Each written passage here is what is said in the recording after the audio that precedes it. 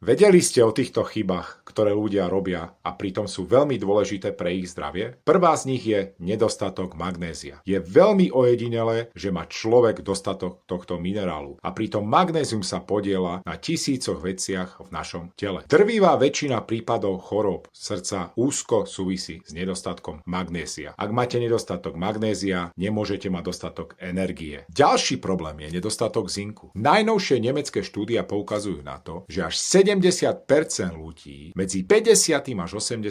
rokom života má nedostatok dennej odporúčanej dávky zinku. Zinok je kritický, hlavne pre ľudí v staršom veku, pretože pomáha našej imunite, urýchľuje hojenie rán, znižuje zápaly v tele a podporuje zdravé starnutie, pretože chráni telo pred infekciami a pred chorobami, ktoré súvisia s vekom. Ďalšia chyba je, že ľudia sa vyhýbajú soli. Nehovorím o klasickej kuchynskej soli, ale hovorím o kvalitnej morskej, keltskej či himalajskej soli. Mnoho ľudí tvrdí, že je citlivá na sol, ale pritom v realite majú iba nedostatok draslíka, pretože sol a draslík fungujú spolu, ako som spomínal v predošlom videu. Ak máte nedostatok soli vo vašom tele, navyšuje sa vám stresový hormón kortizol, môžete mať horší spánok a môžete byť viacej nervózni. Sol je veľmi dôležitý minerál, takže vyrovnajte svoje hladiny sodíka a draslíka a vaše zdravie sa vám za to poďakuje. Ak sa moje video páčilo, dajte like a prihláste sa na odber.